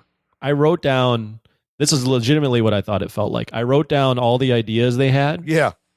And I went, they probably just took all these ideas and went, okay, ChatGPT, come up with a script for this. That's what it sounds like. Because it just doesn't make any sense. It's just on the surface, you're like, oh, look at all these ideas. And then you notice it doesn't make sense. I feel like they didn't really know. I feel like ChatGPT would have written a better movie. Possibly. With a better prompt, you could have got a better I mean, it's like, here's the script and also put your own flair on it. So let's do these weird graphics and like, why? I don't know. You're counting down the training and the weird fucking graphics. And then so it's like an 8 point, you got to get 8 points to win. The final round is on this rooftop. And it looked worse than the volume. Like it looked like clearly there's just a large screen behind them. That I didn't notice, but I'll take your word. Dude, the light, Ruggs, you didn't notice the lighting on their face was just horrible shit. It just looked so bad. The set, it didn't. I didn't. I remember I was distracted. I was distracted. This is not my best review fodder. So of course they do the dragon kick, and Daniel learns that Lee tried this on Connor, and Connor just fucking kicked him in the head. So he's like, oh, he knows this is coming. Let's modify this. And you slide under, and you sweep the leg, whatever. Of course, he does not the crane kick, but dragon kick modified, takes down Connor, and then Connor, it's not done. He gets up after being defeated and attacks him, and then Li Fong shows him mercy, of course, while everybody's watching. And you do end on a traditional Karate Kid freeze frame. But then, I don't know if that's hard to do. Yeah. Yeah. You just press a button. I think, yeah. And then there's sort of like a post-credit scene and an end scene, but it's not. Button. Yeah, it's just, so it ends with Victor opening another pizza place, and Lee's working there, Mia's working there. Mr. Han mentions he's going back to China. Lee sends a pizza to Daniel in California as a thank you. And it's frozen. It's freeze-dried. But when we gets there, who's standing next to him? Johnny motherfucking Lawrence. Geek boner. And he talks about opening Miyagi-Do Pizza Parlor. And to be honest, this was my favorite part of the whole movie. I was like, Johnny Lawrence. I want to add to, clearly this was what I'm talking about when they went, oh fuck, Cobra Kai. We have to tie this into Cobra Kai because they just added this scene. Yes. And I will agree with you. I actually laughed out loud when he goes Miyagi-Do. Yeah. That was the best part. That's the best part of the movie. The other part I kind of liked was when they were tossing him around, and they're like discussing their different methods. Like, no, you got to try this. And they just keep throwing him, and like Jackie Chan using his butt. Like, that was kind of funny. But that Johnny Lawrence cameo was the best part of the fucking thing. Yeah, I mean, that was funny. It just, you by doing all the things they did, you lose the father-son bond that you want, or the familial, like, found father, lost child type thing that is in any good Karate Kid property. That's what the story revolves around. And again, you have 3 mentors in this movie. One he's mentoring. Yes, and you can't make it work. You can't. There's just no time in an hour 30-minute movie to build any sort of relationship between anybody that makes any sort of difference for you to give a fuck about the end fight. No, you don't care. And we talked about when we did Karate Kid, like it's Rocky, right? It's underdog, it's father son, it's all that stuff, and this movie has none of that. No personality. Go look at Cobra Kai. The whole thing ends on the Johnny Lawrence bond with Miguel and his other son. I really wish the Cobra Kai guys did this movie. I think that's also a big mistake because they get it. And for whatever reason, whoever wanted to do this, they burnt it for this movie. Yeah. This was such a misguided thing. I don't know what. Yeah. I don't know why you make this. Okay, this is how it worked. Somebody was like, I want to make a sequel to the Jaden Smith Karate Kid. Yeah. They came up with this kind of like a mirror image of the Karate Kid, but then they're going to flip it where he trains a dude and helps him with his thing. And then, like, Han was never supposed to come to There's no reason for him to be there until that just all shows up. came in after the success of Cobra Kai. And if you ask me, that movie to make a sequel to the Jaden Smith one should never have been that should never have been the first thought. That should never have been, because now you create this problem. Yeah. And now by dragging Danny into this, you've made it even worse. And now you've made it like you've burnt this franchise now. You've burnt this movie franchise. You have.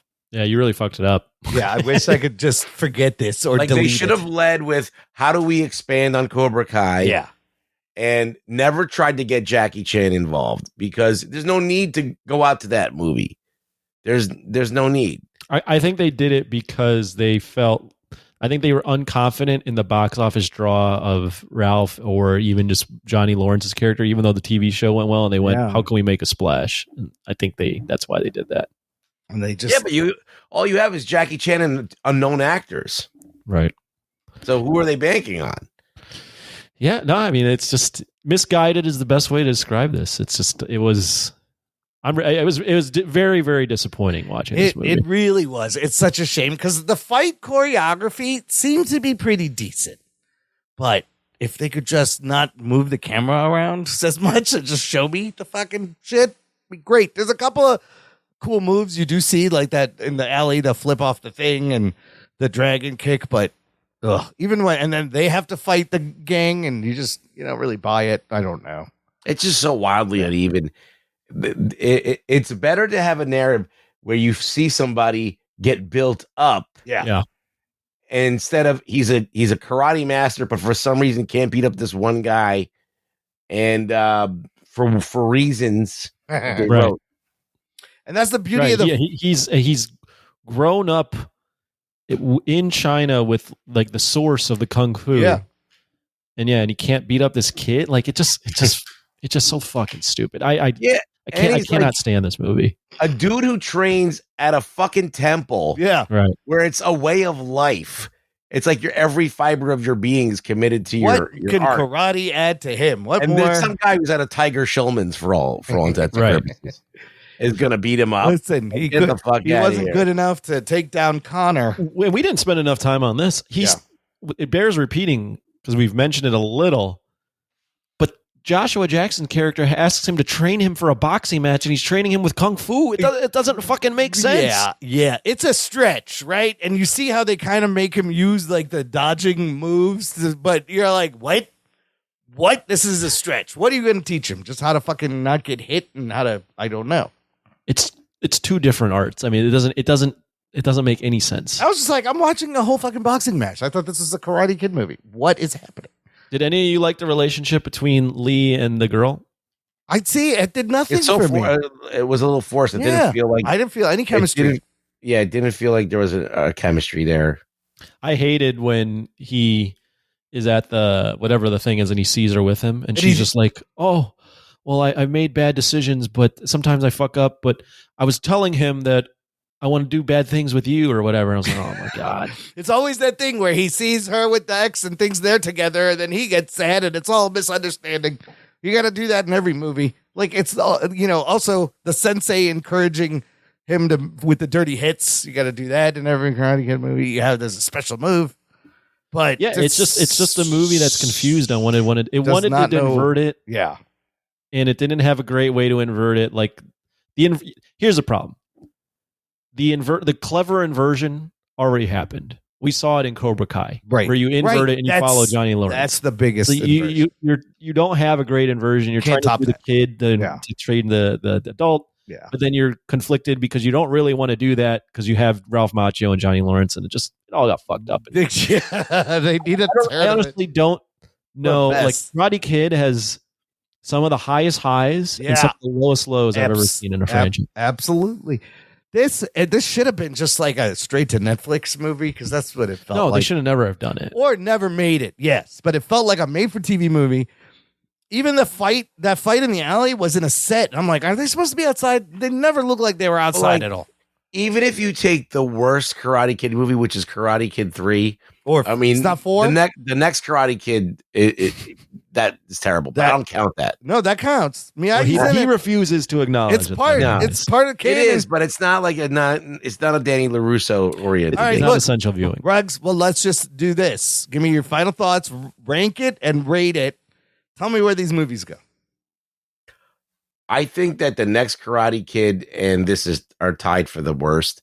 The Jaden Smith one, I don't even count as a movie. But did you think that one was better than this one? I think that one's slightly better than this one. Yes. Okay. It has a better narrative. It makes more sense. Yeah.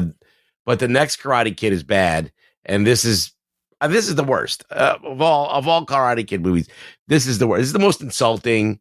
This is the most it had the most potential, and they squandered it. Like they had everybody there, and they just didn't. They just the talent was there. Yeah, you had LaRusso, you had Jackie Chan, you had everything, and you just could not figure out how to make a good movie. So it is unfortunately the worst one. Give me a number. What this is? Yeah. This is like a 3. I fucking hate this movie with every fiber of my being. Okay. Anthony? Yeah. Final thoughts, rate it, rank it. Yeah, I mean, Karate Kid, I said this earlier, highest of highs, lowest of lows. Next Karate Kid is really, really bad. Also, you need to I don't know if you want to torture yourself, but Karate Kid Part 3 is horrifically bad as well. But it's got Terry Silver. It does have Terry Silver. It's better because at least the plot makes sense. Yeah, yes. Like Terry Silver is going to commit himself to torturing Ralph Macchio and ripping him away from his father figure. Yeah. And that's at least a better story than this. That is true, although you have to keep in mind he has just fought to the death with Chosen. Yeah. And in the third one, they go back to the tournament. He's scared of Scotty Barnes. Isn't he like a whiny bitch the whole movie in the third one? Movie, he doesn't. Yeah. He's scared of Mike Barnes, not Scotty Barnes. Barnes come on. Yeah. So that movie is also awful. You also have Ralph Macchio playing, he's 28 and fat, and he's still playing a 16-year-old. That's true. Yeah. Those movies are awful. This movie I absolutely despise as well. I don't know if I ever want to torture myself and rewatch the other ones just to see where I can rank this. I feel like this is slightly better than those two, but like they're all like horrible movies. I'll watch 3 all day. Wow. Well, 3, yeah. 3, I remember watching 3 as a 16-year-old and going, oh my God, I hate this movie. And next Karate Kid, the last time I've seen that was when I was like a really little kid, and I've heard such horrific things. I don't want to watch that. So I don't know if I'll ever revisit next Karate Kid, but this movie, going back to this one, I agree with Ruggs. I have this as a 3. I don't understand how this is getting. I don't understand how the cinephiles on Letterboxd or even the casual fans are like, yeah, this is kind of good. No, people. What the fuck are you watching? I don't know. They just don't care. Horrifically bad. Yeah, and it's just extremely disappointing. I can't believe it's terrible coming off of Cobra Kai, which had so much care. Like this is what they put out. I cannot believe it. Yeah, it's astonishing. If you go to this movie and you enjoy yourself, I have little respect for you. Very little. I mean, I can understand. Yes, if you don't really care about Karate Kid, you just want to see somebody do like go through the motions, and you don't really take it that seriously. Fine. Yeah. All right. But yeah, it's not a good movie. I will say I love the first movie, of course. I even like 2 and 3. 2's great. 3 because of Terry Silver gives us. I even like 2 and 3. Don't put those two together. 2 is a good movie. 2 is very good. 2 is very good. It was actually on TV the other day, and they showed that scene that was in the movie. I was like, holy shit, there's the scene. 3 just because of Terry Silver and what he becomes in Cobra Kai. And how that ties to the Mike Barnes bit and the one random guy that comes back in Cobra Kai with the long hair. It's great. I can't bring myself to watch the next Karate Kid. So my first question is that worse than this movie? It's got to be, right? Next Karate Kid? I think it's probably worse. But when you're talking, I mean, you're dining and shit when you're talking about these movies. Yeah, that's a good point. Well, the next Karate Kid doesn't have Daniel LaRusso in it. No. Right. And so, like, yeah, you have the main star. So, of course, it's going to be bad. That's not even, you don't even have to dignify that with an answer. It doesn't have the main lead. Okay. So I mean, this movie is at the bottom. I think it's worse than the reboot because at least the reboot, they like shot at China and you could tell they're in China and there's some kind of I like the reboot landscape. It wasn't bad. It is strange that the same exact thing happens to him, but you have jacket on, jacket off. So at least they're trying to add. It's just weird that they're kids. And the whole thing with the violin recital was unnecessary. But this is, I'll give it like a 4. This is the worst. Outside of seeing Next Karate Kid, which I'm probably never going to watch because why? This is bad. It's bad. It's surprising. I wanted it to be good and it's not. So I mean, last week we talked about Mission Impossible and just the consistency for the most part. Yeah. That most people think, hey, this has gotten better and franchises usually putting out bangers, and then you wildly swing over to Karate Kid where they can put out an all-time classic and then they can just shit out stinkers and it's just all in the same universe. And I mean, Cobra Kai that's like 100% of Rotten Tomatoes. That's easily the best out of all of it if you're counting Cobra Kai.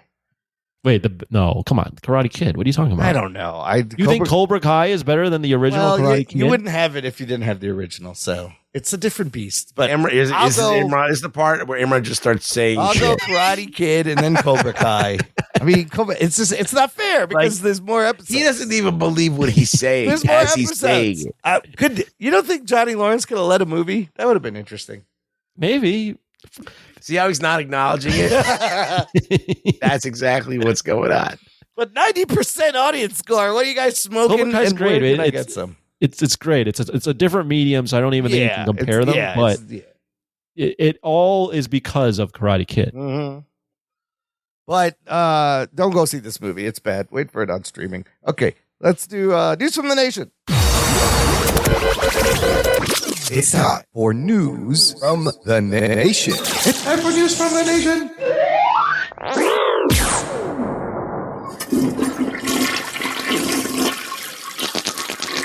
It stinks. It stinks. It stinks. I like the rhythm. It's good staccato. Like diarrhea. Yeah. I just got one comment about Karate Kid Legends from David Zico, who simply says, I liked it. You're better man than me, my David. God. It won't win any awards, but it's hard to keep retelling the same story and not wind up with something terrible.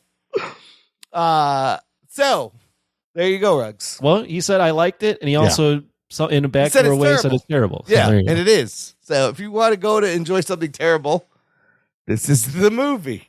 But it's quite disappointing. It's shit, but I like shit. Yeah, it's disappointing. All right, let's wrap this up. What are we watching? I'm going to hand it over to Anthony. Anthony, give us your journey. I want to hear all about 1975 Rewind series. Yeah, so I went and saw Jaws at the Alamo because Alamo was doing a 1975, not a rewind. They were just they were showing old 1975 movies. And I missed out on all of them because I didn't know what they were. And I said, I'll see Jaws. Surprisingly, I've never watched Jaws in full. So I said, hell yeah, I'm going to watch Jaws in the movie theater. Leading up to that movie experience, I was doing some research because Anthony Polanski is back. And everyone talks about 1975, or a lot of the internet talks about 1975 being one of the best picture nominee races ever. Yeah. Because it had Jaws, Dog Day Afternoon, One Flew Over the Cuckoo's Nest, Barry Lyndon, and Nashville. So I said, well, if I like Jaws, I'm going to watch all these movies. Nice. I went and saw Jaws for the first time at the Alamo, and it was like coming to Jesus. Dude, that's crazy. That I've never seen it before. First time on the screen is amazing. It was awesome. Jaws is obviously great, and I was like, holy shit, this movie's amazing. So then I obviously had to go and see the other movies. So I went and watched in order Jaws first. I didn't watch the other ones in movie theaters because, again, I missed out. Yeah. I watched One Flew Over the Cuckoo's Nest, then Barry Lyndon, then Nashville, and then Dog Day Afternoon, and then recorded reviews on all of them. Nice. Just quick reviews. Yeah. So, yeah, I'm 1975. That's my year. What a year. Imran was about 27 years old back then. I was 36. Have you guys seen all those movies? I've seen Jaws, Cuckoo's Nest, and Dog Day Afternoon. Not seen you, Rugs. Well, I think I've seen the same ones. Okay. Listening to your Barry Lyndon and Nashville reviews was interesting. I haven't seen Nashville. Yeah, that's Robert Altman. So 5 all-time directors. You got Spielberg. Yep. You have Sidney Lumet for Dog Day. You have Milos Forman for One Flew Over the Cuckoo's Nest. Kubrick for Lyndon. Yeah. And Robert Altman for Nashville. It's a weird Kubrick film because that's almost like a comedy. And it's not a it's kind of a comedy. It's a period piece. I did not know that about Barry Lyndon. I'll just do like a quick minute summary of the movie and then rank what them I thought. for us. Yes. Yeah. So Jaws, obviously, you all know what Jaws is about. Yeah. Loved fucking Jaws. 10 out of 10. Then I watched One Flew Over the Cuckoo's Nest with Jack Nicholson. You guys have seen it. It's about a dude a criminal that goes to a psych ward, basically. Or a psychiatric institution. I like that movie a lot too. Cuckoo's Nest is fantastic. I had that as a 9 out of 10. Yeah. Barry Lyndon is Kubrick. It's a 3-hour period piece in 1700s where that's crazy. It's this dude that's an Irish peasant that works his way up to the aristocracy in England and then his downfall. And it's kind of like a dark comedy. Yeah, like it's really so weird. That's weird. All I remember about that movie is that everything was candlelit. That's what it's known for, is the candle lighting and the natural lighting. 3 hours though, Jesus. 3 hours of this dude. He's just a fucking bumbling idiot. So weird. It's long. It's a challenging watch, but if you know what you're getting into, it is pretty entertaining because I did laugh a lot because he's just a fucking stupid ass idiot. Yeah. 7.5 out of 10. Yeah. Nashville is considered Altman's magnum opus. It's about this presidential candidate that's having a gala in Nashville, and all these country singers are involved in the gala in some way or another. It's 24 different characters. Yeah, it's Robert Altman for you. Yeah, and a lot of and it's known for all of these characters like speaking over one another and dialogue being all over the place. Yeah. Another movie, kind of a challenging watch. Great ending. If you like country music, you'll definitely like it. The singing parts were a little tough for me, but I did find some humor in a lot of the different characters. And does have like a little message. 7.5 out of 10. Okay. And then Dog Day Afternoon is about a dude that tries to rob a bank and everything goes wrong. Al Pacino is fucking amazing in this movie. 10 out of 10. Yeah. Yes. Great movie. Dude, Dog Day is fucking phenomenal movie. I mean, Dog Day was my favorite, even over Jaws. Okay. I mean, you have the famous Attica line where he's just like, Attica. And the twist at the end and just... It's so good. It's fucking Pacino is amazing. Now I want to watch it again. God damn it. Cuckoo's Nest I love this movie. Some of my favorite bits here are when the big native dude at the end, when Jack gives him the gum and he just goes, juicy fruit. Juicy fruit. It's so fucking good. Nurse Ratched, the supporting cast, Danny DeVito, the little field trip they take. Danny DeVito just being like, hit me. What a fucking, I like when he breaks the cigarette because the cigarettes are dimes and they're playing with the cigarettes as money, as currency. Yeah. And he breaks it in half and goes, I'll bet a nickel. Yeah. And the Jack Nicholson's like, that you can't break it in half. It's now useless, basically. I read this book by Ken Casey. So Ken Casey used to work as a security guard at a mental asylum, and he would take acid on his. He wrote the book, and then he wrote this book on acid. And Right. there's some fucking trippy ass scenes in the book that aren't in the movie. Well, he writes the book from Chief's point of view. Oh, right. He was actually pissed the way the movie, because the script turned out. I mean, there's a scene in the book where like he's hallucinating and there's people hanging on hooks like in a meat locker and he's walking through it. They left all that out. Jaws is, of course, first blockbuster. You know what I love outside of the shark? Fucking Robert Shaw in this movie who plays Squid. He's great. Oh my god, that whole monologue with the Indiana USS Indiana. Oh, that's great. Yeah, he's like, no distress signals were sent. 1,000 men went in the water. He's got that weird accent. It's fucking great. Half the time I couldn't understand what he was saying. Yeah, he's got a weird. You got to put the captions on. He's got a weird mumbling accent. I was in the movie theater. Oh, that was the one you saw in the theater. But to experience that at a theater that had to be fucking great. Oh, if there's an old movie that I haven't seen in the theater, I'm going to go see it now. It was like opera watching that. Yeah. I mean, this is what people were screaming probably when this movie came out. I jumped a few times. I was like, oh shit. It got you. Yeah. But I believe you're correct. Dog Day Afternoon is the best out of that set. What year I feel like you got to watch Clockwork Orange. That's 71. Oh, that's 71. Well, so now I'm all hooked on the 70s, so I might watch some more movies from the 70s. But there's some great, very interesting. A lot fucked up movies. Yeah, there's some great movies. Yeah, we should review one. I mean, watch The Godfather. You got Godfather. You got French Connection. You got. I was thinking about like the 70s compared to the 80s. Yeah, and the 70s is just much more. Like even just watching these 5 films, much more like nihilistic. Yeah, very coming off of Vietnam War and Watergate, like very downtrodden. Like these movies, all out of the common thing I noticed is like all of the main characters in these movies are all like very 3-dimensional. So they're not perfect people. Like a lot of them have really bad flaws. Even in Jaws, like the Schrader, Roy Scheider. Yes. Like he's not a great hero. He's fucking scared of the water, and he's like, and like he has no guts to like even go in the water, and then the people are like, the town is valuing profits over the they won't shut the beach down. The safety of the people. Like there's a lot of things, and he gets slapped in the face by the lady because he didn't have the guts to like shut down the beaches. Like all the main characters in each of these movies are all like really like conflicted characters. Yeah, where you're like rooting for people that kind of suck. Yeah, so like that was a little bit different for me compared to like the 80s. It felt like the 80s movies that I've seen are a lot more hopeful. Well, a lot more like Reagan's America. Well, you also get watching a Martin Scorsese movie, then you're not getting any kind of. Yeah.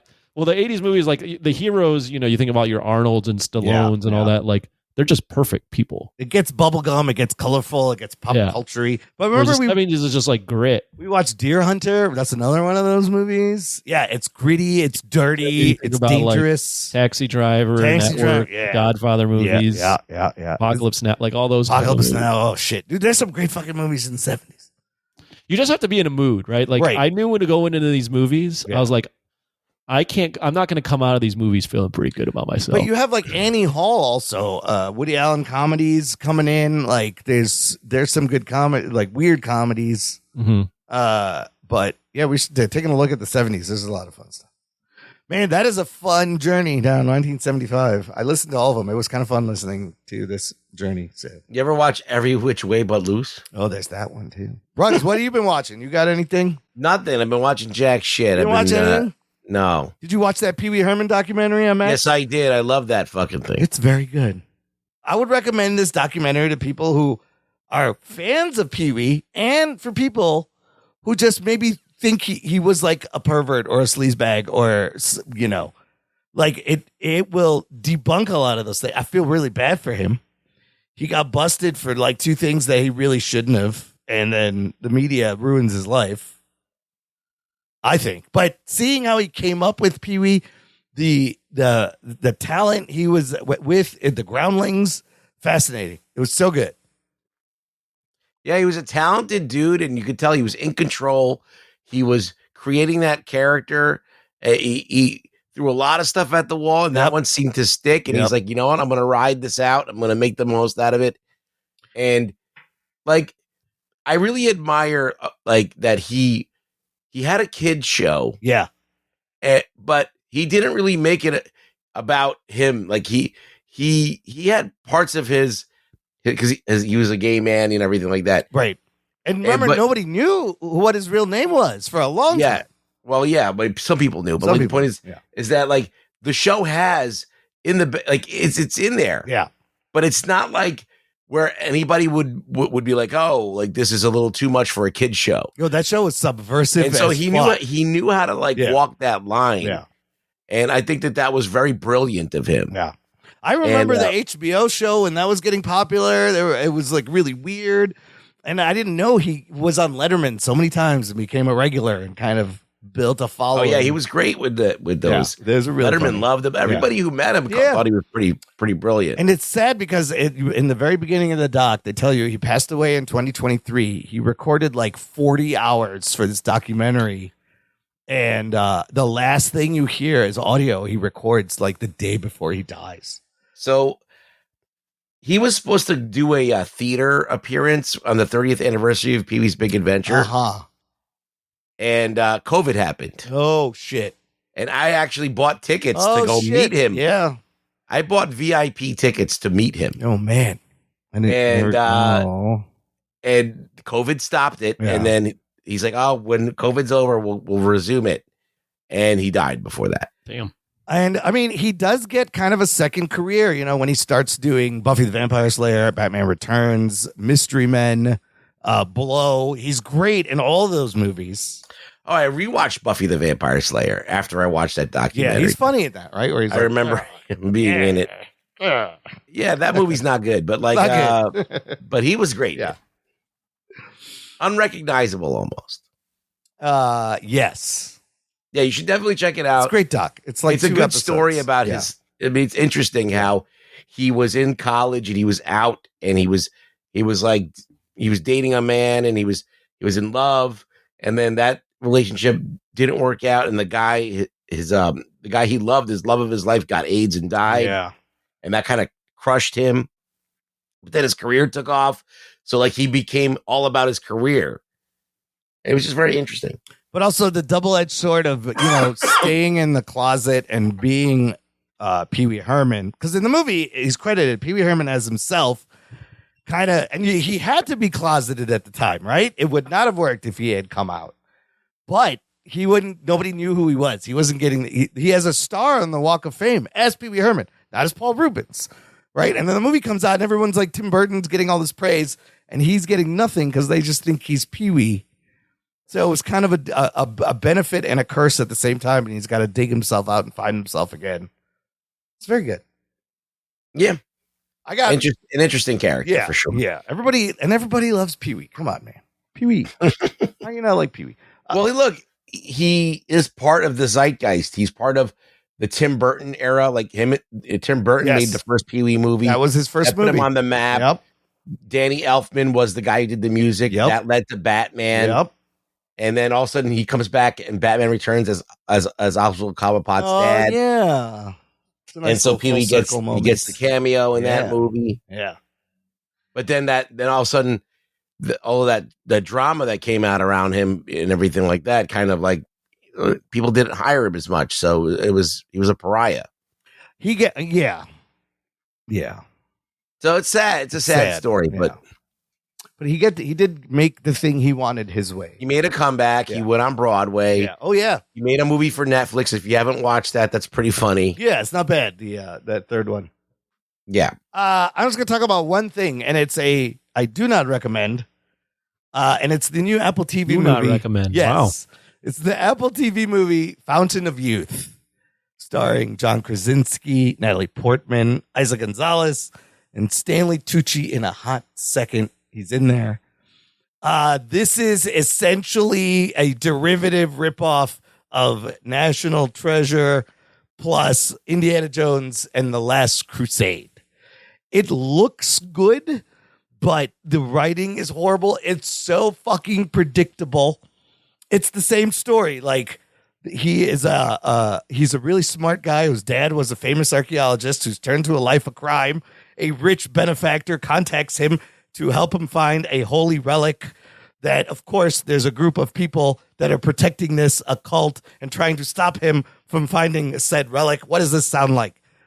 Indiana Jones and the Last Crusade. It's the same fucking movie, but not as good. And then Natalie Portman is his sister, who's kind of abandoned the adventure life, and he sucks her back in, and she has a kid who is a musical prodigy. Do you think this will come in handy at any point? Oh, I wonder. There is a scene where grown-ass adults are looking at this code, and they're like, we don't know what this is. It's not alphanumeric. We can't crack it. And the kid's like, it's musical notes. Boo. It was fucking ridiculous. And then it gets really supernatural at the end. It's mostly grounded, but like Indiana Jones movies are grounded and they get a little supernatural, but it still has verisimilitude.